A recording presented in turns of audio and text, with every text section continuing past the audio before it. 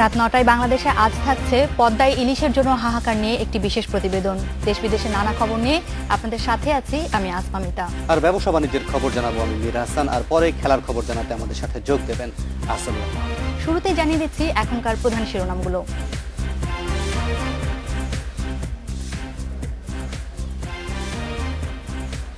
মনমোহন সিংকে দেয়া খালেদার প্রতিশ্রুতিকে বিএনপির রাজনৈতিক কৌশলে বড় পরিবর্তন মনে করছেন বিশ্লেষকরা।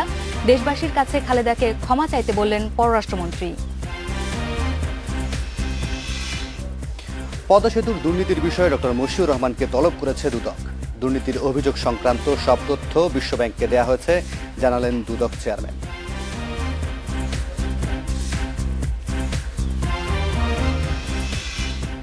এবং পাকিস্তানের কাছে ৬ উইকেটে হেরে এশিয়ার নারী টি-20 থেকে বিদায় নিল বাংলাদেশ।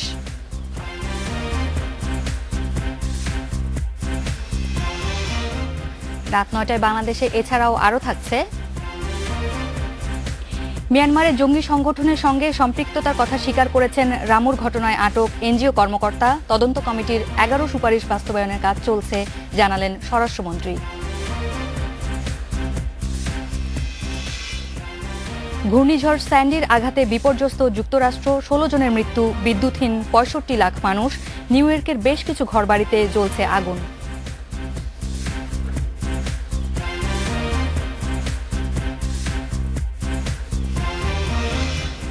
রাত ৯টায় বাংলাদেশে নির্বাচিত বিষয় নিয়ে আপনারা মতামত পাঠাতে পারেন। আজকের বিষয় খালেদার ভারত সফর। মতামত পাঠানোর জন্য আপনার মোবাইলের মেসেজ অপশনে গিয়ে টাইপ করুন RAAT, এরপর নাম ও মতামত লিখে পাঠিয়ে দিন ১৬২৩২ এই নম্বরে। ইমেল ও ফেসবুকেও মতামত পাঠাতে পারেন। ইমেল করুন রাত9টা@independent24.tv এই ঠিকানায়, আর ফেসবুকে লিখুন facebook.com/রাত9টা এই ঠিকানায়। আপনার মূল্যবান মতামত আমরা তুলে ধরব রাত ৯টায়। চলে যাচ্ছি পুরো খবরে। শুরুতেই খালেদা জিয়ার ভারত সফর প্রসঙ্গ। ভারত সফরের তৃতীয় দিনে নতুন পররাষ্ট্রমন্ত্রী সালমান খুরশিদের সঙ্গে সাক্ষাৎ করেছেন বিএনপির চেয়ারপারসন বেগম খালেদা জিয়া। দুপুরে নয়াদিল্লির হায়দ্রাবাদ হাউসে এই বৈঠক অনুষ্ঠিত হয়। এরপর খালেদা জিয়া তার সফর সঙ্গীদের নিয়ে পররাষ্ট্রমন্ত্রীর মধ্যাহ্নভোজে যোগ দেন। রাষ্ট্রপতি প্রণব মুখার্জি এবং কংগ্রেস সভানেত্রী সোনিয়া গান্ধীর সঙ্গেও দেখা করার কথা ছিল খালেদা জিয়ার। সাবেক পররাষ্ট্র সচিব শমশের মুবিন জানান, ওই দুই বৈঠকের সময় ঠিক হয়নি। এর আগে সকালে হোটেলে ভারতের জাতীয় নিরাপত্তা উপদেষ্টা শিবশঙ্কর মেননের সঙ্গে বৈঠক করেন খালেদা জিয়া। রাতে পুরান দিল্লির লালকেল্লায় যাওয়ার কথা রয়েছে তাঁর। ভারতের প্রধানমন্ত্রী মনমোহন সিংকে দেওয়া খালেদা জিয়ার প্রতিশ্রুতিকে বিএনপির রাজনৈতিক কৌশলে বড় ধরনের পরিবর্তন হিসেবে দেখছেন রাজনৈতিক বিশ্লেষকরা। তবে দেশের রাজনীতিতে এর ইতিবাচক প্রভাব পড়বে বলে মনে করেন তারা। ৭ দিনের সফরে দিল্লিতে আছেন বিএনপি চেয়ারপারসন খালেদা জিয়া। সোমবার ভারতের প্রধানমন্ত্রীর সঙ্গে বৈঠকে তার প্রতিশ্রুতি, বাংলাদেশের মাটিকে ভারতীয় বিচ্ছিন্নতাবাদী তৎপরতার জন্য ব্যবহার করতে দেয়া হবে না। প্রধান বিরোধী দলের শীর্ষ নেতার এ সফরকে দেশের রাজনীতির একটি গুরুত্বপূর্ণ ঘটনা হিসেবে বিবেচনা করছেন সাবেক কূটনীতিক ফারুক চৌধুরী। বেগম খালেদা জিয়ার সফরটা প্রয়োজনীয়, গুরুত্বপূর্ণ এবং সময় উপযোগী হয়েছে। মনমোহন সিংকে দেয়া আশ্বাসকে বিএনপির রাজনৈতিক অবস্থানে বড় পরিবর্তনের ইঙ্গিত বলে মনে করেন আন্তর্জাতিক সম্পর্ক বিষয়ক বিশ্লেষক ইমতিয়াজ আহমেদ। বিএনপির দিক থেকে এবার চেষ্টা করা হচ্ছে এই ইমেজ সংকট থেকে দূর করে এবং দেখানো যে না, আমি ভারত বিরোধী দল হিসাবে আমাকে দেখা ঠিক হবে না, বরং যেখানে যেখানে বাংলাদেশের স্বার্থ জড়িত আছে সেই ইস্যুগুলো আমি সামনে তুলে আনব। তবে বাংলাদেশকে ব্যবহার করা হবে, ভারতের মিলিটেন্সিরা ব্যবহার করবে, সেই জায়গাটায় আমি জিরো টলারেন্সে আসতে রাজি আছি। খালেদা জিয়ার এ সফরের মধ্য দিয়ে দলটির প্রতি ভারতের মনোভাবেও পরিবর্তন আসতে পারে বলে মনে করছেন বিশেষজ্ঞরা। কতখানি দিল্লি তার কথা মতন কি বলা হয় বিশ্বাস করবে, সেটা আমি মনে করি যতদিন কাজে না আসবে ততদিন হয়তো কিছুটা হয়তো তাদেরও সন্দেহ থাকবে। ভারতীয়রা বুঝবে যে আমাদের যে বিরোধী দল আছে তাদের স্ট্যান্ডটা কি বিভিন্ন ইস্যুতে। খালেদা জিয়ার সফরকে এই অঞ্চলের ভূরাজনৈতিক সমীকরণে পরিবর্তনের বড় প্রেক্ষাপটে দেখার উপর জোর দিচ্ছেন বিশ্লেষকরা। Obaidur Rahman, Independent News, Dhaka. খালেদা জিয়ার ভারত সফর সম্পর্কে সফর বিষয়ে বিস্তারিত আরো আলোচনা করবার জন্য এখন আমাদের সঙ্গে যোগ দিচ্ছেন সাবেক কূটনীতিক হুমায়ুন কবির। আমরা তার সঙ্গে আলোচনায় চলে যাচ্ছি। জনাব হুমায়ুন কবির, স্বাগত আমাদের স্টুডিওতে। পররাষ্ট্রনীতি তো দলীয় ব্যাপার নয়, এটি রাষ্ট্রীয় ব্যাপার আমরা জানি। তারপরেও সরকার পরিবর্তনের সঙ্গে সঙ্গে এই যে দুই দেশের সম্পর্কের মধ্যে যে ওঠানামা হয়, এই বিষয়টি কেন হয়? কারণ আমাদের এখানে একটি ধারণায় প্রচলিত আছে যে আওয়ামী লীগের সঙ্গে বাংলাদেশের সম্পর্ক ভালো, বিএনপির সঙ্গে ততটা নয়। এর কারণ কি, আপনি কি মনে করেন? এটা আমরা আগে দেখেছি, কিন্তু আমার ধারণা বাংলাদেশ আস্তে আস্তে সামনের দিকে এগিয়ে যাচ্ছে এবং আমরা যত বেশি ম্যাচিওর হচ্ছি তত কিন্তু দেখবেন এই ফ্লাকচুয়েশন যেটাকে আপনি বলছেন এটা কমে আসবে। এবং এই ম্যাচিউরিটির একটা নমুনা কিন্তু হচ্ছে এই যে এখন বিরোধী দলের নেতা এবং বিএনপি চেয়ারপারসন বেগম খালেদা জিয়ার ভারত সফর। এটা কিন্তু এই দক্ষিণ এশীয় বিভিন্ন রাষ্ট্রের মধ্যে সম্পর্ক, বিশেষ করে বাংলাদেশ এবং ভারতের মধ্যকার সম্পর্কের যে ম্যাচিউরিটিটা আমরা দেখতে পাচ্ছি, এটা কিন্তু ইঙ্গিত করছে যে ভবিষ্যতে এই ফ্লাকচুয়েশনটা কমে আসবে এবং তাতে করে আমার ধারণা দ্বিপাক্ষিক সম্পর্ক দুদেশের মধ্যেই একটা স্থিতিশীল পর্যায়ে আসবে। জনাব হুমায়ুন কবির, এই আলোচনায় আমরা আবারও ফিরে আসবো। আমাদের সঙ্গে এখন যোগ দিচ্ছেন বেগম খালেদা জিয়ার প্রেস সেক্রেটারি, তিনি ভারতে, জনাব মারুফ কামাল, তিনি এখন নয়াদিল্লিতে আছেন বেগম খালেদা জিয়ার সঙ্গে। আমরা একটু তার সঙ্গে কথা বলে আসি। জনাব মারুফ কামাল, পররাষ্ট্রমন্ত্রী সালমান খুরশিদ এবং নিরাপত্তা উপদেষ্টা শিবশঙ্কর মেননের সঙ্গে খালেদা জিয়া বৈঠক করেছেন। তাদের সঙ্গে আসলে কি কি বিষয়ে আলোচনা হয়েছে?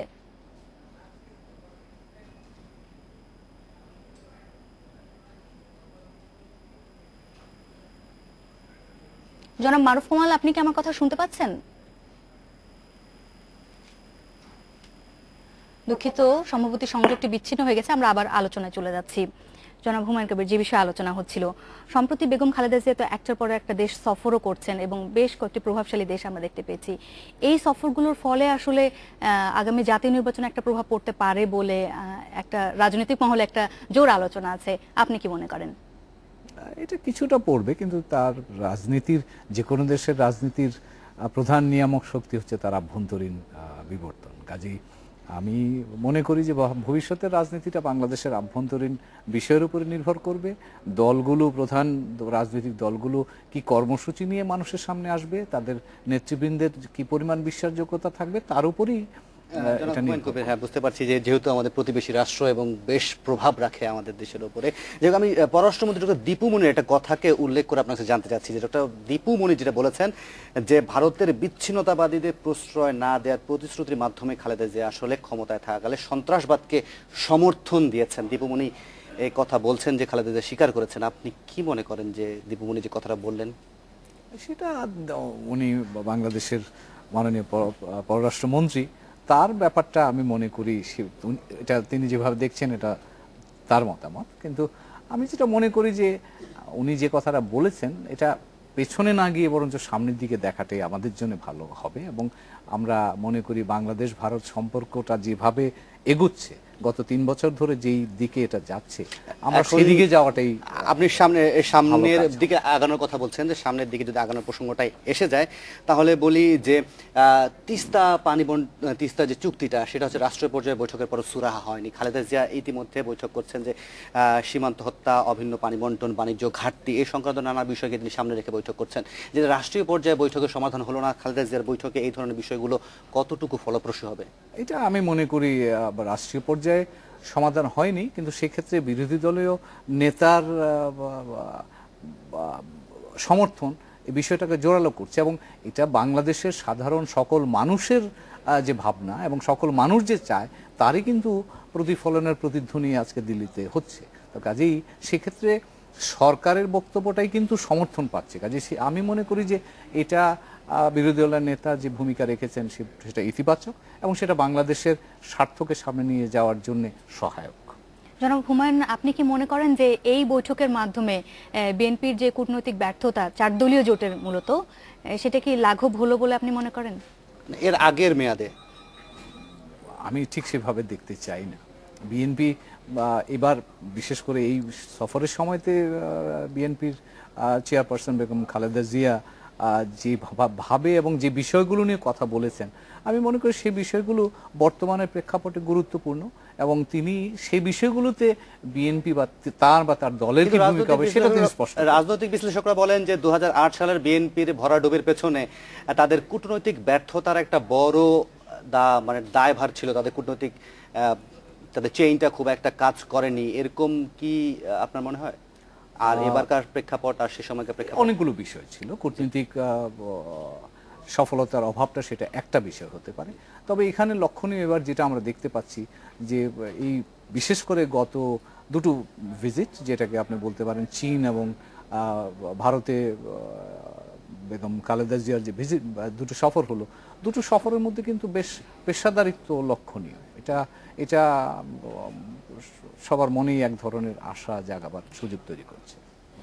এখানে আরো একটি বিষয় আপনার কাছ থেকে একটু জানতে চাই, সেটা হচ্ছে যে আগামী নির্বাচনে মানে যেহেতু আর খুব বেশি দেরি নেই, এই কারণেই আসলে বারবার এই আলোচনাটা, এবং তাকে কেন্দ্র করে এবং সেই নির্বাচনকে কেন্দ্র করে আবারও কিছুক্ষণ আগে বলছিলাম যে এই যে সফর সেটি এই এবং একটা কূটনৈতিক তৎপরতা চালাচ্ছেন বেগম খালেদা জিয়া, এই বিষয়টিকে আসলে আপনি কিভাবে দেখেন যে কেবলমাত্র নির্বাচনকে কেন্দ্র করে?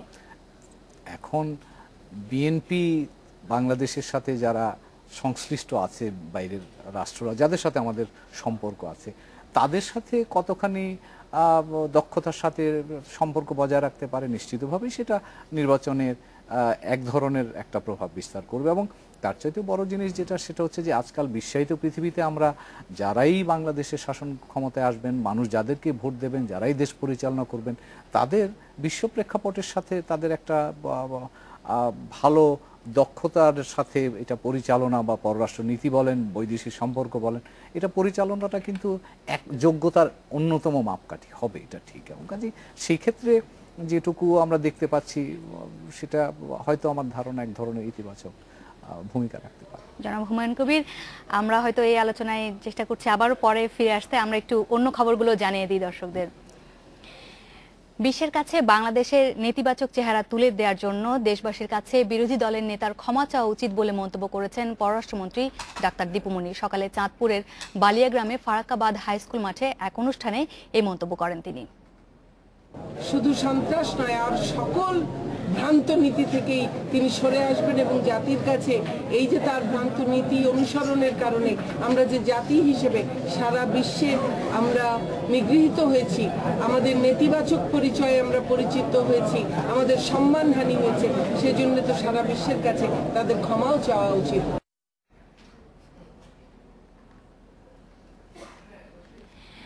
চলে যাচ্ছি দর্শকদের পাঠানো মতামতে। মীর হাসান, কি মতামত আছে আপনার কাছে? দর্শকদের মতামত যেমনটা দেখছি যে সবাই বিভিন্ন, বাংলাদেশের মানুষ যে রাজনৈতিকভাবে অনেক সচেতন, তাদের মতামত দেখলে আপনি বুঝতে পারবেন। কারণ হচ্ছে রাজনৈতিকভাবে কেউ এই সফরটাকে কেউ স্বাগত জানাচ্ছেন, কেউ বা এর পেছনে বিভিন্ন রাজনৈতিক উদ্দেশ্য খুঁজছেন।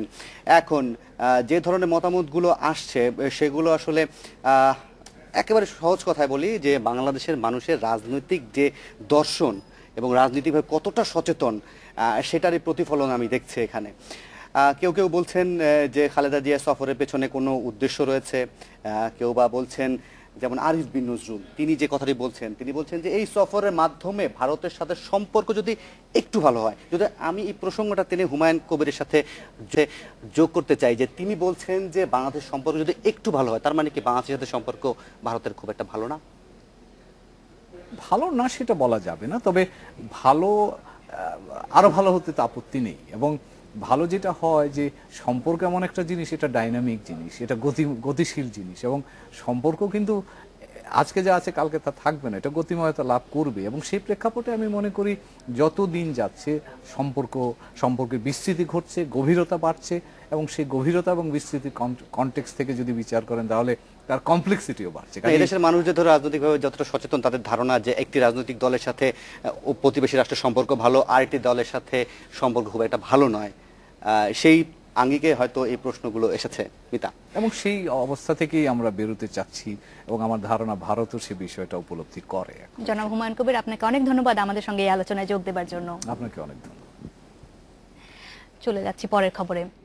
ভারত থেকে গ্যাস আমদানি করতে পারে বাংলাদেশ। প্রধানমন্ত্রী শেখ হাসিনার সাথে ভারতীয় হাই কমিশনার পঙ্কজ শরণ দেখা করতে গেলে এ বিষয়ে তাদের আলোচনা হয়। শিলিগুড়ি ও রংপুর দিয়ে এই গ্যাস আনা হতে পারে। বৈঠকে মেঘালয় থেকে সিলেট দিয়ে 250 মেগাওয়াট বিদ্যুৎ আমদানি নিয়েও কথা হয়। ভারতের রাষ্ট্রপতি প্রণব মুখোপাধ্যায় ও প্রধানমন্ত্রী মনমোহন সিং এর পক্ষ থেকে ঈদের শুভেচ্ছা পৌঁছে দিতে প্রধানমন্ত্রী শেখ হাসিনার কাছে যান পঙ্কজ শরণ। তিনি জানান, নয়াদিল্লি মনে করে বাংলাদেশ সরকার দরিদ্র মানুষের অর্থনৈতিক উন্নয়নে কাজ করছে। শেখ হাসিনার দূরদর্শী সিদ্ধান্তের কারণে সরকার মুদ্রাস্ফীতি 1 অঙ্কের মধ্যে আটকে রাখতে পেরেছে বলেও উল্লেখ করেন তিনি। এবার রামু প্রসঙ্গ। এদিকে রামুর ঘটনায় আটক আবু সালেহ মিয়ানমারের জঙ্গি সংগঠন আরএসও সদস্যদের সাথে যোগাযোগের কথা স্বীকার করেছেন। তিনি কক্সবাজারে বেসরকারি উন্নয়ন সহযোগী সংস্থা ওয়ামির সাধারণ সম্পাদক। সোমবার রাতে কক্সবাজারের একটি সেলুন থেকে সালেহকে আটক করা হয়। পুলিশ জানায় 29 সেপ্টেম্বর রামুতে বৌদ্ধবিহার ও বসতিতে হামলার ঘটনায় জড়িত থাকার বিষয়ে নিশ্চিত হয় সরকারি গোয়েন্দা সংস্থা। তাকে রামুতে হামলার ঘটনায় গ্রেপ্তার দেখানো হয়েছে। বিকালে পুলিশ 10 দিনের রিমান্ড চেয়ে আবেদন করলে আদালত 2 দিনের রিমান্ড মঞ্জুর করে।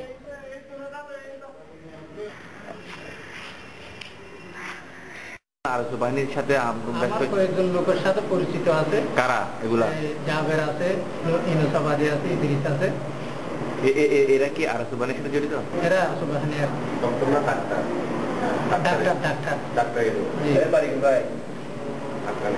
এর বাড়ি তো আরএস বাহিনী হিসাবে তো বর্মায় হবে। এখানে শিটাঙে বসবাস করতো, এতটুকু জানি। দেশকে অস্থিতিশীল করতেই দেশি বিদেশি চক্রের ইন্ধনে রামুর বৌদ্ধপল্লীতে হামলা ও অগ্নিসংযোগের ঘটনা ঘটেছে। এ ঘটনায় দায়ীদের প্রাথমিকভাবে চিহ্নিত করে সরকারের গঠন করা তদন্ত কমিটির 11টি সুপারিশ বাস্তবায়নের কাজ চলছে বলে জানিয়েছেন স্বরাষ্ট্রমন্ত্রী। সকালে মন্ত্রণালয়ে সাংবাদিকদের প্রশ্নের জবাবে স্বরাষ্ট্রমন্ত্রী একথা বলেন। বিএনপি আন্দোলনের নামে অরাজকতা সৃষ্টি করতে চাইলে তা প্রতিহত করা হবে বলেও জানান মন্ত্রী। মঙ্গলবার সকালে সচিবালয়ে স্বরাষ্ট্রমন্ত্রী মহিউদ্দিন খান আলমগীরের সাথে সৌজন্য সাক্ষাৎ করতে যান জাতিসংঘ প্রতিনিধি দল। দেশে মৌলবাদ, জঙ্গিবাদ নির্মূলে সরকারের আন্তরিকতা ও মানবাধিকার পরিস্থিতি নিয়ে তাদের মধ্যে আলোচনা হয়। এরপর সাংবাদিকদের সাথে কথা বলেন স্বরাষ্ট্রমন্ত্রী। তিনি বলেন, রামুতে বৌদ্ধপল্লীতে হামলার পিছনে নোংরা সাম্প্রদায়িক রাজনীতি দায়ী। দেখুন, দায়ী ব্যক্তিদের প্রাথমিকভাবে চিহ্নিত করা হয়েছে, যারা প্রত্যক্ষ হয়ে দায়ী ছিল। এর পেছনে, ঘটনার পেছনে যারা দায়ী ছিল তাদেরকেও চিহ্নিত করার কাজ এগোচ্ছে। তারা দেশে অস্থিতিশীলতা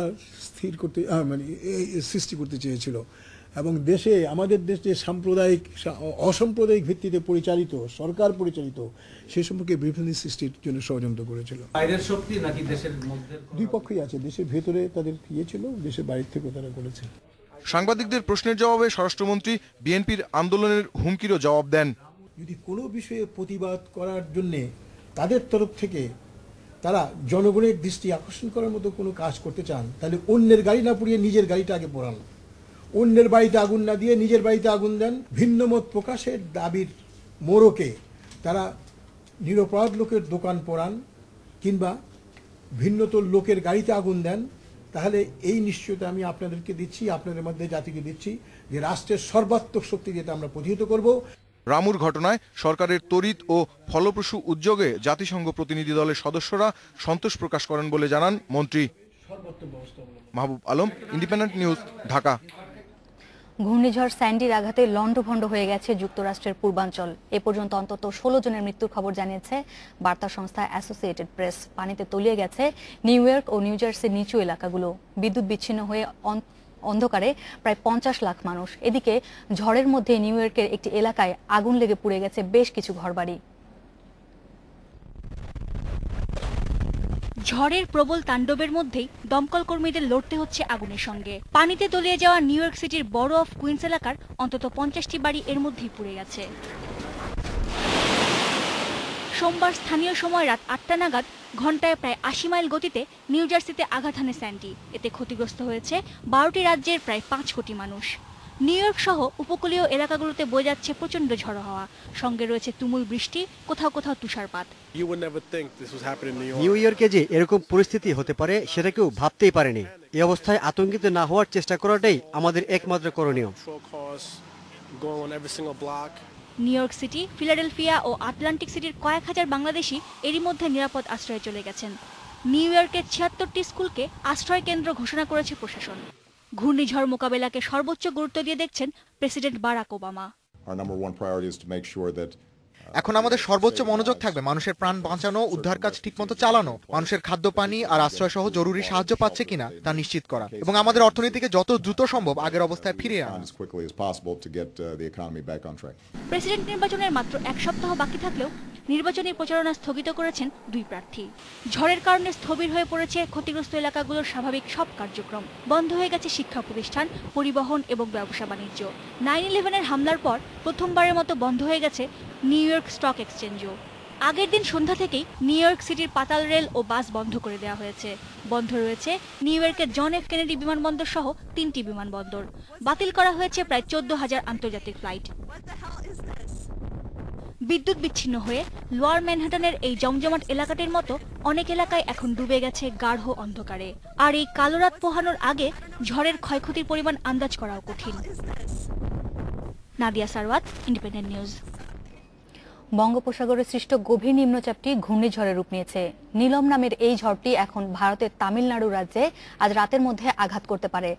ঢাকা আবহাওয়া অফিস জানিয়েছে, ঘূর্ণিঝড় নীলম কক্সবাজার, চট্টগ্রাম ও মংলা সমুদ্র বন্দর থেকে প্রায় 1700 কিলোমিটার দূরে দক্ষিণ পশ্চিমাঞ্চলে ভারতের তামিলনাড়ুর দিকে চলে যাচ্ছে। সতর্কতা হিসেবে চট্টগ্রাম, কক্সবাজার ও মংলা সমুদ্র উপকূলে 2 নম্বর হুঁশিয়ারি সংকেত জারি করেছে আবহাওয়া অধিদপ্তর।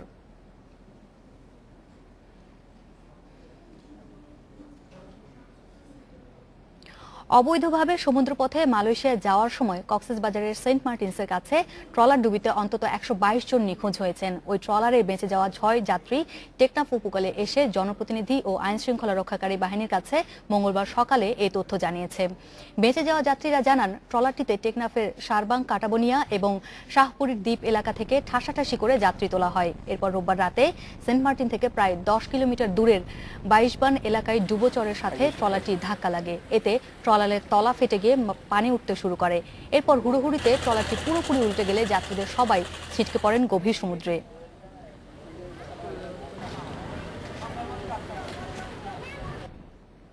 র্যাবের গুলিতে পঙ্গু কলেজ ছাত্র লিমনকে দেয়া জেলা প্রশাসকের আপোষের প্রস্তাব প্রত্যাখ্যান করেছেন লিমন ও তার পরিবার।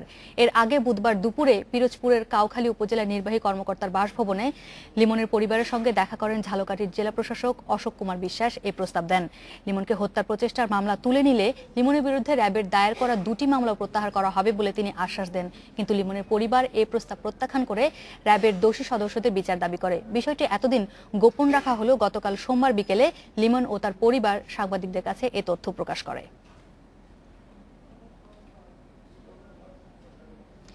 ঢাকা দক্ষিণ সিটি কর্পোরেশনের রাস্তা সংস্কার কাজের দীর্ঘসূত্রিতায় গভীর দুর্যোগে পড়েছে দক্ষিণ বনশ্রীর বাসিন্দারা। ডেমরা থেকে গুলশানগামী যাত্রীরাও আছেন যন্ত্রণায়। এই সড়কের কারণে অতিরিক্ত চাপ পড়েছে বাসাবো, মাদারটেক এলাকার সড়কগুলিতে। বিষয়টি নিয়ে কথা বলতে চান না সিটি কর্পোরেশনের নির্বাহী প্রকৌশলী। রাজধানীর অন্যতম ব্যস্ত এই সড়কে এখন এভাবেই গাড়ি চলে। মাস 3 আগে ডেমরা থেকে রামপুরাগামী সড়কটির মেরামতের কাজ শুরু হয়। তখন রাস্তা খুঁড়ে পয়ঃনিষ্কাশনের পাইপ বসানোর কাজ শুরু হলেও শেষ হয়নি। সরানো হয়নি মূল সড়কে পড়ে থাকা বালু, সুরকির স্তূপ। পয়োলাইনের কাজ করে বানানো উঁচু ম্যানহোল আরেক যন্ত্রণা তৈরি করেছে পথচারীদের জন্য। রমজানের পর থেকে একটু তার তড়িঘড়ি করে কাজ করে আবার বন্ধ করে দিয়েছে। তো এর মধ্যে বৃষ্টি হলে এখানে প্রায় হাঁটু পানি হয়ে যায়। কিছুক্ষণ পরে গাড়ি উল্টায় যাবে, আর যদি কেউ ভিতরে কেউ থাকে তো তখন মনে হয় যেন যে মারাটারা গেলে তো আর মানে অসুস্থ লোক থাকলে তো নির্ঘাতে এই রোড দিয়ে যাইতে গেলে মারা যাবে সে। এই সড়কে গাড়ি চালানো এক বিড়ম্বনার কাজ। যখন তখন নষ্ট হয় গাড়ি, বৃষ্টি হলে দুর্দশা বাড়ে বহুগুণ। ধুলো তো গাড়ি কিছু দেখা যায় না, সামনে লুকিং গ্লাস, সাইড গ্লাস কিছু দেখা যায় না। এই তো অবস্থা। আমাদের রুগী কাঁধে বহন করে নিতে হচ্ছে। আমরা এখানে কোনো ভেহিকেল পাচ্ছি না বা আপনাদের অ্যাম্বুলেন্স আমরা আনতে পারতেছি না। এসব কারণে সড়কটিকে এড়িয়ে চলতে চায় যাত্রী ও চালকরা। এই সড়ক এড়িয়ে গাড়ি যখন বাসাবো, মাদারটেকের অলিগলিতে ঢুকে তখন সেখানেও বাধে বিরাট গোল। দীর্ঘ জটে আটকা পড়ে বিরক্তি বাড়ে যাত্রীদের। সড়ক মেরামতের কথা শুনে খুশি হয়েছিল এলাকাবাসী। এখন তারা এই যন্ত্রণা থেকে মুক্তি চায়, কিন্তু কবে নাগাদ মিলবে মুক্তি ধারণা নেই কারো। বিষয়টি নিয়ে দক্ষিণ সিটি কর্পোরেশনের নির্বাহী প্রকৌশলী কাজী মোহাম্মদ বোরহানুদ্দিনের সাথে যোগাযোগ করলে তিনি কথা বলতে চাননি। শাহাদাত স্বপন, ইন্ডিপেন্ডেন্ট নিউজ, ঢাকা। নগরীতে হকারদের পদ্মার ইলিশ হাঁকশোনে নিয়ে এমন লোক কি আছে? তবে পদ্মায় কি আসলে ইলিশ মেলে? রাজবাড়ির উড়াকান্দা ঘাটে গিয়ে দেখা গেছে পদ্মার বুকে রূপালী মাছের খোঁজে প্রতিদিনই জাল ফেলে শত শত জেলে, তবে ইলিশ পাওয়া যায় না বললেই চলে। রাজবাড়ির পদ্মা ঘুরে এসে সাজু মিয়ার ক্যামেরায় শাহরিয়ার অনির্বাণের প্রতিবেদন।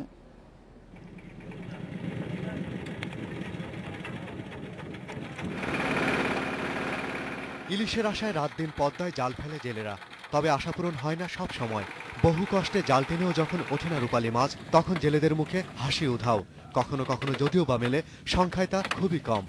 আগে যে মাছ মারছে এখন তার সেই মাছ চোখেও দেখি না। বরিশালের গাঙেতে মাছ ওই পথে চলে যায়, ওই চলে যাওয়ার কারণে তাই মাছ আমার পদ্মায় ঠেক খেয়ে গেছে। পদ্মায় একসঙ্গে অসংখ্য জেলে ছুটে বেড়ায়, নৌকায় করে এই মাছ ঘাটে পৌঁছে ভোরে। সেখানে তখন দারুণ ব্যস্ততা, তবে আশা অনুযায়ী ইলিশ না পেয়ে হতাশা দেখা যায় ব্যাপারীদের মধ্যেও। একটা সময়ে এই পদ্মার ইলিশের সুনাম ছিল দুনিয়া জুড়ে। গলন্দ থেকে ট্রেনে চড়ে ইলিশ চলে যেত কলকাতার শিয়ালদহে, কিন্তু আজ সমুদ্র থেকে শত শত কিলোমিটার পথ সাঁতরে ইলিশকে এই পদ্মার মিঠা পানিতে আসতে নানা বাধার মুখে পড়তে হচ্ছে, যার ফলে পদ্মার বুক আজ ঐতিহ্যের রূপালী ইলিশ শূন্য হয়ে পড়েছে। গভীর জলের মাছ এই ইলিশ। জুন থেকে নভেম্বর মাস পর্যন্ত পদ্মায় ইলিশ ধরার ভরা মৌসুম, কিন্তু পদ্মায় আর আগের মতো গভীরতা নেই। সেই জন্য নদীতে আসা ছেড়েই দিয়েছে জাতীয় এই মাছটি। তাই ভরা মৌসুমেও আগের মতো ধরা পড়ছে না ইলিশ। জেলের সংখ্যা অগণিত, তারা কিন্তু হাজার হাজার জাল সেখানে পেতে রাখছে। সুতরাং এই জালগুলো পেরিয়ে, এই বাধাগুলো পেরিয়ে ইলিশের ক্ষেত্রে কিন্তু উপরের দিকে যাওয়া কিন্তু তার জন্য এখন খুব ডিফিকাল্ট হয়ে যাচ্ছে। পানির নাব্যতা প্রায় নাই বললেই চলে। এই দুটোই হলো আসলে মেজর কারণ, যার জন্য এখন আমরা পদ্মাতে ইলিশ পাচ্ছি না। নদীর গভীরতা কম ছাড়াও ফারাক্কার প্রভাবও পদ্মায় ইলিশ কম আসার আরেকটি কারণ বলে জানান এই গবেষক। শাহরিয়ার অনির্বাণ, ইন্ডিপেন্ডেন্ট নিউজ, পদ্মার পাড়, রাজবাড়ী। এবার এক নজরে ওবায়দুর রহমানের কাছ থেকে জেনে নেই দেশের কিছু গুরুত্বপূর্ণ খবর। মোবাইল ফোন কোম্পানির টাওয়ারের তেজস্ক্রিয়তার মাত্রা এবং এর স্বাস্থ্য ও পরিবেশ রক্ষায় প্রশাসনিক ব্যর্থতা কেন অবৈধ নয়, সরকারের কাছে তা জানতে চেয়েছে হাইকোর্ট। দুই আইনজীবীর করা এক রিট আবেদনের শুনানি শেষে বিচারপতি সালমা মাসুদ চৌধুরী ও আশিস রঞ্জন দাস এ সংক্রান্ত রুল জারি করেন। টেলিযোগাযোগ পরিবেশ সচিব সহ 7 জনকে 4 সপ্তাহের মধ্যে রুলের জবাব দিতে বলা হয়েছে। টকশোতে বিএনপির স্থায়ী কমিটির সদস্য রফিকুল ইসলাম মিয়াকে মানহানি ও হত্যার হুমকি দেওয়ার অভিযোগে নৌমন্ত্রী শাহজাহান খান এবং সংসদ সদস্য ইসরাফিল আলমের বিরুদ্ধে করা মামলা খারিজ করে দিয়েছে আদালত। ওই টকশোতে মামলার বাদী উপস্থিত না থাকায় মামলা করার এখতিয়ার নেই বলে তা খারিজ করা হয়। ক্যান্সারে মারা গেছে চট্টগ্রাম চিড়িয়াখানার একমাত্র রয়্যাল বেঙ্গল টাইগার পূর্ণিমা। এর ফলে বাঘ শূন্য হয়ে গেল চট্টগ্রামের 23 বছরের পুরনো চিড়িয়াখানাটি। সকাল 9টার দিকে 19 বছর বয়সে খাঁচায় মারা যায় বাঘিনীটি। Obaidur Rahman, Independent News, Dhaka. এবার ব্যবসা বাণিজ্যের খবর জানবো মীরা হাসানের কাছ থেকে। মীরা হাসান, ব্যবসা বাণিজ্য দেখছিলাম প্রধানমন্ত্রীর অর্থ উপদেষ্টা ডক্টর মশিউর রহমানকে 6 নভেম্বর জিজ্ঞাসাবাদের জন্য তলব করেছে দুর্নীতি দমন কমিশন। পরামর্শক নিয়োগে দুর্নীতি নিয়ে এই প্রথমবারের মতো তাকে জিজ্ঞাসাবাদ করতে যাচ্ছে দুদক। এদিকে সংস্থাটির চেয়ারম্যান জানিয়েছেন, পদ্মা সেতু প্রকল্পে দুর্নীতির অভিযোগ সংক্রান্ত সব তথ্য বিশ্বব্যাংককে দেয়া হয়েছে। বিশ্বব্যাংকের প্রতিনিধি দল বাংলাদেশ সফরে এসে গত 14 ও 15 সেপ্টেম্বর বৈঠক করে দুদক কর্মকর্তাদের সঙ্গে। এ সময় সেতুতে পরামর্শক নিয়োগে অনিয়মের অভিযোগে 29 জনকে জিজ্ঞাসাবাদ করার অনুরোধ জানায় বিশ্বব্যাংক। এই তালিকায় প্রধানমন্ত্রীর অর্থ উপদেষ্টা মশিউর রহমানও ছিলেন। বিশ্বব্যাংকের অনুরোধ অনুযায়ী নভেম্বরের 6 তারিখ দুদকে তলব করা হচ্ছে মশিউরকে। দুদক চেয়ারম্যান জানান, দুর্নীতির অভিযোগ সংক্রান্ত বিষয়ে তাকে জিজ্ঞাসাবাদ করা জরুরি। যেসব ব্যক্তির বিষয়ে বিশ্বব্যাংক প্রশ্ন তুলেছেন তাদের মধ্যে ডক্টর মশিউর রহমান একজন। তবে কমিশন চেয়ারম্যান জানান, দুদকের অনুসন্ধান এখনো পদ্মা সেতু নিয়ে মামলা করার মতো কিছু পায়নি। অনুসন্ধানের প্রেক্ষিতে যদি দেখা যায় prima facie there is a case, তখন এফআইআর করা হয়। রাজধানীর দুদক কার্যালয়ে ডক্টর মশিউরকে জিজ্ঞাসাবাদ করা হবে বলে জানান দুদক চেয়ারম্যান। পর্যায়টা সেটা হলো অনুসন্ধান।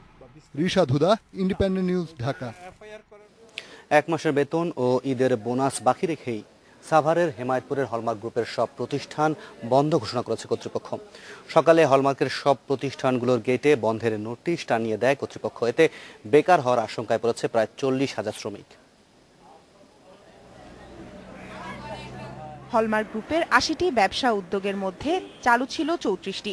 সকালে 34টি কারখানার সবগুলো একসাথে বন্ধ ঘোষণা করে হলমার্ক কর্তৃপক্ষ। এসব কারখানার প্রায় 40,000 শ্রমিকের গত 2 মাসের বেতন ও অতিরিক্ত কাজের মজুরি বকেয়া ছিল। বেতন ভাতার দাবিতে কয়েকদিন আগে বিক্ষোভ করে শ্রমিকরা। এর পরিপ্রেক্ষিতে 1 মাসের বেতন পরিশোধ করে হলমার্ক গ্রুপ, কিন্তু এখনো 1 মাসের বেতন, অতিরিক্ত কাজের মজুরি ও ঈদের বোনাস বকেয়া রয়েছে। বেতন ক্লোজ করে 3 মাসের ওভারটাইম বাকি আছে, এক্সট্রা ওভারটাইম যেটা ছিল ওটা বাকি আছে। প্রাণ কি করবো, আম করতে ফ্যাক্টরিতে কোনো কাজ নাই, কাম নাই, কিছু না, নাম করতে বেতন কোত্থেকে দিবে? আমাদের এলসি বন্ধ, আমাদের কাজ নেই, কাজ না থাকলে একটা ফ্যাক্টরি চলবে কিভাবে? এ বিষয়ে কথা বলার জন্য হলমার্ক গ্রুপের কাউকে পাওয়া যায়নি। এটা কে করছে এবং কেন করলো বলতে পারছি না, এবং নোটিশটা কখন টাঙানো সেটা জানি না। কে আছে বলতেছে না, কাউকে চিনি না। আসছি গত মাস 17 তারিখে ট্রান্সফার এখানে। সোনালী ব্যাংকের ঋণ জালিয়াতির পর হলমার্ক গ্রুপের ব্যবস্থাপনা পরিচালক তানভীর মাহমুদ, চেয়ারম্যান জেসমিন মাহমুদ ও মহাব্যবস্থাপক তুষার আহমেদ গ্রেপ্তারের পর অজানা আশঙ্কায় গা ঢাকা দেয় হলমার্ক গ্রুপের ঊর্ধ্বতন কর্তৃপক্ষদের অনেকেই। Rabeya Basri, independent news. প্রচলিত আইনে আদালতের নির্দেশে যে কোনো কোম্পানিতে সরকার প্রশাসক নিয়োগ করতে পারবে। এজন্য কোম্পানি আইন সংশোধনের কোনো দরকার নেই বলে মনে করেন ব্যবসায়ীদের শীর্ষ সংগঠন এফবিসিসির সভাপতি একে আজাদ। সরকারের আইনের সংশোধন করার দরকার নাই, প্রচলিত আইনেই প্রশাসক নিয়োগের ব্যবস্থা রয়েছে। সরকার আমাদের সাথে অলমোস্ট একমত পোষণ করেছেন। তারা বলেছেন তারা এই মুহূর্তে কোনো মন্তব্য করতে পারছেন না, আমাদের ওপিনিয়নটা তারা আবার ক্যাবিনেটে নিয়ে যাবেন এবং ক্যাবিনেটের মাধ্যমে পরবর্তী সিদ্ধান্ত হবে। ছত্রাক আর পোকার আক্রমণে নষ্ট হয়ে যাচ্ছে ফরিদপুরের পান ক্ষেতগুলো। ওষুধ ছিটিয়েও কোনো প্রতিকার না পেয়ে হতাশ পান চাষিরা। ফরিদপুরের বোয়ালমারী ও সালথা এলাকায় উৎপাদিত মিষ্টি পানের চাহিদা রয়েছে দেশজুড়ে। কয়েক যুগ ধরে এখানে পানের চাষ হচ্ছে, তবে সম্প্রতি পান গাছে ছত্রাক ও পোকার আক্রমণে পানের উপর ছিট ছিট দাগ পড়ে এক পর্যায়ে শুকিয়ে যাচ্ছে গাছ। ফলে দ্রুত কমে যাচ্ছে পানের উৎপাদন, সেই সাথে নষ্ট হয়ে যাচ্ছে পান ক্ষেত। ভাব শুয়ে পচে যেতেছে, আর এই যে যে পোক লাগছে, পোকে বিরাট ক্ষতি করতেছে। এই ভাব শুকিয়ে মরে যাচ্ছে, ভিতরে তো ভাব শুকিয়ে শুকিয়ে কিন্তু ওষুধপত্র অনেক দেওয়া হইতেছে, তাতে কোনো কাজ হইতেছে না। এসব রোগ দমনে প্রচলিত ঔষধ ব্যবহার করেও কোনো প্রতিকার পাওয়া যাচ্ছে না, তাই খরচের কিছুটা পুষিয়ে নিতে অনেকে পরিপক্ক হওয়ার আগেই পান সংগ্রহ করছেন। ফলে আশানুরূপ দাম ও উৎপাদন থেকে বঞ্চিত হচ্ছে চাষিরা। ছত্রাক লাগার কারণে যে সময় বেচবো সে সময় বেচতে পারতেছি না, আগে বিক্রি করা লাগতেছে, এই কারণে আমরা ন্যায্য মূল্য পাচ্ছি না। তবে রোগ দমনে জরুরি পদক্ষেপ নেওয়ার কথা জানালো স্থানীয় কৃষি বিভাগ। আমাদের উপজেলা কৃষি অফিসার এবং উপসহকারী কৃষি কর্মকর্তাদের মাধ্যমে তাদেরকে পরামর্শ দিচ্ছি যে যাতে সুন্দর পরিচ্ছন্ন চাষাবাদ করে এবং ছত্রাকনাশক ডাইথেনেম, তারপরে কপার অক্সিক্লোরাইড ইত্যাদি ঔষধ ছোট মতন ব্যবহার করা। Zahidul Bashar, Independent News. সংবাদের শুরুতে আমরা বিরোধী দলীয় নেতা বেগম খালেদা জিয়ার ভারত সফর প্রসঙ্গে আপনাদের মতামত জানতে চেয়েছিলাম। ইতিমধ্যে আমাদের কাছে আরো কিছু মতামত চলে এসেছে, যেগুলো তুলে ধরবো আমার সহকর্মী আসনামিতার সাথে। আসনামিতা, কি বলেছেন দর্শকরা? এখন আরো কিছু মতামত চলে এসেছে আমাদের কাছে। আমরা দেখতে পাচ্ছি ফেসবুকে আশিস, তিনি বলছেন যে বিএনপির এখন রাজনীতির ক্ষেত্রে কিছু ইতিবাচক কাজ করা দরকার, কারণ সামনে নির্বাচন আসছে। আনজির রহমান বলছেন যে এটি আমাদের দেশের জন্য একটি ইতিবাচক দিক, এই বেগম খালেদা জিয়ার এই সফর। এছাড়াও কাজী মইনুল হোসেন বলছেন যে ভারত যেন এই সফরের মাধ্যমে বুঝতে পারে যে বিএনপি ভারত বিরোধী নয়। সৌরভ যেটা বলছে যে ইন্ডিয়া থেকে নিয়ে আসা আশাগুলো যাতে নিরাশায় না পরিণত হয়। আর দর্শকদের মোট কথা এক এক রকম, যেটা হচ্ছে বাংলাদেশের রাজনীতি, সে ধরনের মিশ্র প্রতিক্রিয়া দেখা গেছে। কেউ এটাকে ইতিবাচক, কেউ এটাকে নেতিবাচক বলছেন। যাই হোক, আমাদের সাথে ইতিমধ্যে যোগ দিয়েছেন আহসানুর রহমান শাওন, যার কাছ থেকেই খেলাধুলার খবর জানবো। নারীদের টি-20 এশিয়া কাপে বাংলাদেশ তো আজ বিদায় নিল পাকিস্তানের কাছে হেরে। 6 উইকেটে হেরে বাংলাদেশকে বিদায় নিতে হয়েছে। বেশ কিছুদিন ধরেই বাংলাদেশের মেয়েরা কিন্তু ক্রিকেটে মুখ উজ্জ্বল করছিল দেশের, কিন্তু এশিয়া কাপ যেটি টি-20তে আসলে বাংলাদেশ বেশ আশা নিয়ে গিয়েছিল, সেখানে সেমিফাইনাল পর্যন্ত পৌঁছানোটাও একেবারে কম বলে মনে করছে না সেই দলের ম্যানেজার দীপু রায়চৌধুরী। নারীদের টি-20 এশিয়া কাপের দ্বিতীয় সেমিফাইনালে পাকিস্তানের কাছে 6 উইকেটে হেরে টুর্নামেন্ট থেকে বিদায় নিয়েছে বাংলাদেশ। বাংলাদেশের দেয়া 83 রানের লক্ষ্য 14 বল হাতে রেখে পৌঁছে যায় পাকিস্তান। টস হেরে ব্যাট করতে নামা টাইগ্রেসদের ভালো সূচনা এনে দেন ফারজানা ও সানজিদা। এর পরপরই শুরু হয় ব্যাটিং ধস। ফারজানার 28, অধিনায়ক সালমার 14 আর শুক্তারার 16 রানে বাংলাদেশের ইনিংস শেষ হয় 7 উইকেটে 82 রানে। মাঝারি লক্ষ্যে ব্যাট করতে নেমে শুরুটা ভালো হয়নি পাকিস্তানের। 14 রানে 2 উইকেট হারায় তারা। তবে তৃতীয় উইকেটে বিসমাহ মারুফ ও নিদা দার জুড়ে দেন 44 রান। দার 25 রান করে আউট হলেও মারুফ 27 রানে অপরাজিত থাকেন। জুন মাসে আইসিসির বার্ষিক সভায় চূড়ান্ত সিদ্ধান্ত নেওয়া হয় ক্রিকেটের বেশ কিছু নিয়ম বদলানোর। আজকে শ্রীলঙ্কা নিউজিল্যান্ড টি-20 ম্যাচের মধ্য দিয়ে বাস্তবায়ন করা হয়েছে এই পরিবর্তনগুলো। আবারও এক্সপেরিমেন্টের কাঁটা ছেঁড়ার নিচে ক্রিকেট। আইসিসি নজর রেখেছে খেলা সবগুলো ফরম্যাটের দিকে। শুরুতেই আসা যাক ইনস্ট্যান্ট ভার্সন টি-20-র দিকে। এলিমিনেশন ওভারে বোলিং এন্ড পছন্দের দায়িত্ব তুলে দেওয়া হলো ফিল্ডিং দলের দিকে। একই কথা প্রযোজ্য কোন বল দিয়ে এলিমিনেশন ওভার খেলা হবে তার ক্ষেত্রে। ফিল্ডিং দলের অধিনায়ক কিংবা তার প্রতিনিধি নির্বাচন করবেন বল। টি-20-র অগ্রজ ওডিআইতে টানা হেছাড়া করা হয়েছে অবশ্য পাওয়ার প্লে নিয়ে। এখন থেকে 3টি জায়গায় 2টি করে পাওয়ার প্লে থাকছে ম্যাচে। প্রথমটি হবে প্রথম 10 ওভারে, 5 ওভারের দ্বিতীয়টি নিতে হবে ম্যাচের 40 ওভার শেষ হবার আগে।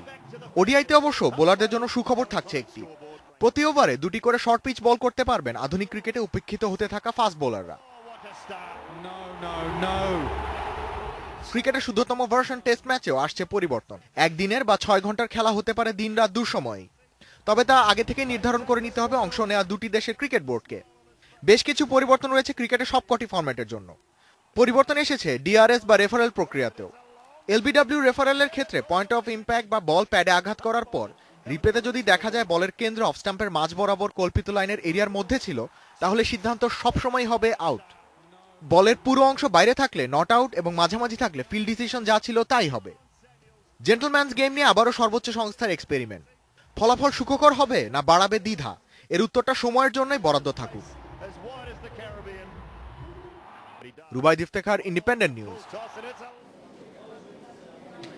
এদিকে ডিসেম্বরে অনুষ্ঠেয় পাকিস্তানের ভারত সফরের বিষয়ে ইতিবাচক সাড়া দিয়েছে ভারতের স্বরাষ্ট্র মন্ত্রণালয়। এই অনুমোদনের মাধ্যমে দ্বিপক্ষীয় সিরিজটি আরও এক ধাপ এগিয়ে গেল। মঙ্গলবার ভারতের স্বরাষ্ট্র মন্ত্রণালয় ও বিসিসিআই এর ঊর্ধ্বতন কর্মকর্তাদের বৈঠকে এ বিষয়ে সিদ্ধান্ত নেওয়া হয়। সবকিছু ঠিকঠাক থাকলে 2007 সালের পর ডিসেম্বরে আবারও মাঠে গড়াবে ভারত পাকিস্তান দ্বিপাক্ষিক সিরিজ। এবারে জানাবো ফুটবলের খবর। থাইল্যান্ড জাতীয় ফুটবল দলের সাথে প্রীতি ম্যাচের জন্য আজ থেকে শুরু হয়েছে জাতীয় ফুটবল দলের অনুশীলন ক্যাম্প। জাতীয় দল ছাড়াও অনূর্ধ্ব 23 দলের নেপাল ও শ্রীলঙ্কা সফরের কথা মাথায় রেখে ডাকা হয়েছে মোট 37 জনকে। কিছুদিন আগে নেপালের সাথে প্রীতি ম্যাচ খেলে এসেছে বাংলাদেশ ফুটবল দল। এবার অপেক্ষাকৃত শক্তিশালী থাইল্যান্ডের বিপক্ষে প্রীতি ম্যাচ খেলতে 18 নভেম্বর থাইল্যান্ড যাবে জাতীয় দল। এছাড়াও ডিসেম্বরে শ্রীলঙ্কায় অনুষ্ঠিত হবে অনূর্ধ্ব 23 6 দলের টুর্নামেন্ট। এই দুটি টুর্নামেন্টকে সামনে রেখে 37 জন ফুটবলারকে নিয়ে শুরু হলো জাতীয় দলের ক্যাম্প। খেলোয়াড়রা বাফুফে ভবনে রিপোর্ট করেন দলের ম্যানেজার সত্যজিৎ দাস রূপু এবং দলের প্রধান কোচ সাইফুল বারী টিটুর কাছে। এছাড়াও অনূর্ধ্ব 23 দলের জন্য আরও একটি সুযোগ হতে পারে নেপালের সাথে প্রীতি ম্যাচের। নেপালের আমন্ত্রণ বাফুফে সাড়া দিলেই নভেম্বরের প্রথম সপ্তাহে দল যাবে সেখানে। তবে মূল লক্ষ্য জাতীয় দলের থাইল্যান্ড সফর। থাইল্যান্ড সম্পর্কে আমরা জানি আগের থেকে, ওরা আসিয়ানের ওখানে এবং ওয়ার্ল্ড কাপ কোয়ালিফাইংয়ের লাস্ট স্টেজ পর্যন্ত খেলেছে। আমরা যেখানে ফার্স্ট স্টেজটাই আমরা ফার্স্ট স্টেজটা গিয়েছিলাম, সেকেন্ড স্টেজ আর যেতে পারিনি। এটাই হলো আমাদের দেখার ব্যাপার যে এইসব ভালো টিমের সাথে খেললে কিন্তু আমাদের কোন জায়গাটা দুর্বল বেশি, এই জিনিসটা আমাদের বেশি চোখে পড়বে এবং ওই জায়গাগুলি নিয়ে বেশি কাজ করার উপায় থাকবে। এবার দলের নতুন মুখ দুজন জাতীয় দলে জায়গাটা করে নেয় মূল লক্ষ্য, জানালেন টিম বিজেএমসির তাকলিশ আহমেদ। অনুভূতি ভালোই লাগছে যে দেশের হয়ে কাজ করতে পারবো, এটাই অনেক ভালো লাগতেছে। আর এবার প্রথম ন্যাশনাল টিমে চান্স পেয়েছি, মানে আমার জন্য খুবই ভালো লাগতেছে যে আমি ভালো খেলে এই পজিশনটা শক্ত করার জন্য আমি যাতে ভালো সার্ভিস দিতে পারি ন্যাশনাল টিমে, এটাই আমার লক্ষ্য। 10 নভেম্বর থেকে শুরু হবে জাতীয় লীগ, আর ক্যাম্প শেষ হচ্ছে 5 নভেম্বর। বিশ্রাম নেওয়ার ফুরসত পাচ্ছেন না ফুটবলাররা। ক্যাম্প শেষ করেই সব খেলোয়াড়রাই ফিরে যাবেন নিজ ক্লাবে। আল আমিন সবুজ, ইন্ডিপেন্ডেন্ট নিউজ, ঢাকা। ঘনিয়ে আসছে ফিফা ব্যালন ডিওর ঘোষণার সময়। বিশ্বসেরা হওয়ার অন্যতম দাবিদার লিওনেল মেসি টানা 4বার এই পুরস্কার পেতে পারেন। তার আগে গত মৌসুমে ইউরোপের সর্বোচ্চ গোলদাতা হওয়ায় গোল্ডেন শু পুরস্কার জিতেছেন মেসি। বেশ কবছর ধরে তার যেমন পারফরম্যান্স, অ্যাওয়ার্ড বৃষ্টিটা হবে এটা বোঝাই যায়। গত লা লিগা অভিযানে মেসির পা থেকে এসেছে 38 ম্যাচে 50 গোল। ইউরোপের লিগগুলোতে তার থেকে বেশি গোল করতে পারেননি আর কোনো ফুটবলারই। গত মৌসুমে ভেঙেছেন বেশ কিছু রেকর্ড বইতে আর নেই গার্ড মুলারের এক মৌসুমে সর্বোচ্চ গোল, সেজার রড্রিগেজের বার্সার হয়ে 232 গোল, কিংবা চ্যাম্পিয়ন্স লিগের এক আসরে 14 গোলের রেকর্ড। নতুন শুরু হওয়া সিজনেও দারুণ লিওনেল মেসি। এরই মধ্যে সব কম্পিটিশন মিলিয়ে করেছেন 17 গোল। কিংবদন্তি পেলের এক বছরে সর্বোচ্চ 75 গোলের রেকর্ড ভাঙতে মেসায়ের দরকার আর মাত্র 2টি স্ট্রাইক। তবে যাকে নিয়ে এত হইচই, তার কি প্রতিক্রিয়া? মেসি কিন্তু বরাবরের মতোই বিনয়ী। Y obviamente que sí, que es un premio grupal. এটা একটা দলীয় প্রচেষ্টার ফল। জানি আমি সবসময়ই একই কথা বলি, কিন্তু এটাই সত্য। আমাকে সেরা গোলদাতার পুরস্কার দেয়া হয়েছে, আর আমার টিমমেটরা না থাকলে আমি কোনো গোলই করতে পারতাম না।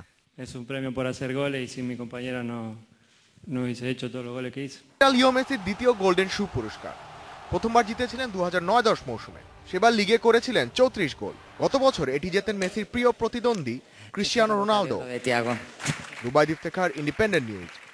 আমরা জেনে নেব আজকে আমাদের সেরা মতামত যিনি পাঠিয়েছেন। সেরা মতামতটি হলো সৌরভের পাঠানো মতামত। তিনি বলছেন যে ভারতে নিয়ে আসা আশা যেন আমরা নিরাশ না করে।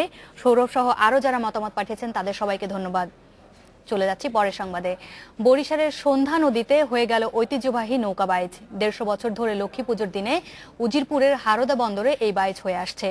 1860 সাল থেকে লক্ষ্মী পূজার দিনে সন্ধ্যা নদীর হারদ বন্দরে এই নৌকা বাইচের আয়োজন হয়ে আসছে। এবার বরিশাল, গোপালগঞ্জ, মাদারীপুর ও রাজবাড়ী জেলার 13টি দল অংশ নিয়েছে।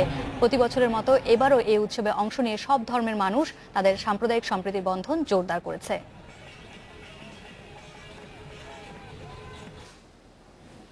এই ছিল আজ রাত 9টার বাংলাদেশে। এখন বিদায় নিচ্ছি আমরা। দেখা হবে কাল একই সময়ে। ধন্যবাদ সবাইকে। ধন্যবাদ।